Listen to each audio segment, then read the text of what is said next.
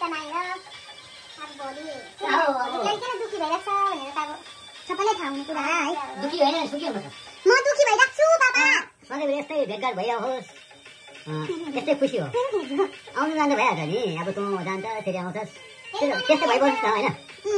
त्यस्तो भइरहोस्। तर उयो चाहिँ लाग्दो रहेछ हौ, के भन्नु त, मन हुन्छ नि बाबा, अब पहिलाको जस्तै हुँदैन है, जानुपर्छ। पहिलाको जस्तै हो, मान्छेले बिचमा सोच मात्रै हो, तर सोच चाहिँ पहिलाको र अहिलेको एउटै हो कि, त्यो मान्छे सोचेर त अहिलेको अहिले र पहिलाको सोच एउटै हो। हो कि होइन साथीहरू, पापाले भनेको हो भने भनिदिनुहोस् त मलाई। अन्त आमाले के सोच्दैछ?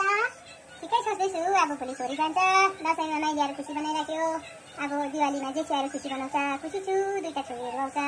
यो पनि नाना होइन नि त हाम्रो हो, अन्त त्यसले गर्दा नानालाई निश्चय गऱ्यौँ। अब त्यस्तै सिचुएसन भयो नि त, नाना आउनु नसक्ने सिचुएसनै भयो हो।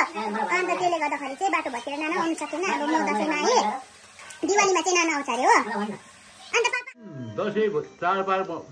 दसैँ चाडपर्व भन्ने चाहिँ त्यो जान सिकाएर होइन। हाम्रो खुसीहरू चाहिँ मेरो छोराछोरी अब बिहा भएर गएको आउँछ, मेरो नाता नातिनी लिएर आउँछ, हामीलाई खुसी त्यही लाग्छ। त्यही हो हाम्रो चाडपर्व चाहिँ। राम्रो छ, गरे खाएको छ, दुःख सुख। मेरो जुवाइहरू राम्रो छ, मेरो नातिनी मसँग खेल्दैछ, हामीलाई त खुसी त्यही त हो। चाडपर्व त मेरो नातानी आउँछ, मेरो छोरी आउँछ, म टिका लगाइदिन्छु नानीहरूलाई। मेरो नातिनी पहिला छोरीलाई लाउँथेँ, अहिले त मेरो नातिनी टिका लगाइदिन्छु।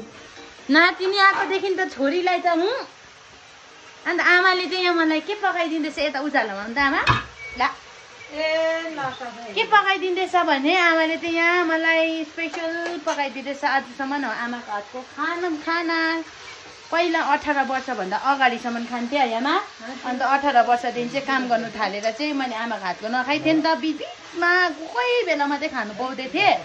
अन्त यो हो, त्यहाँदेखि उता आफ्नै हातको खानुपर्छ, टेस्टलेस आमा हो त।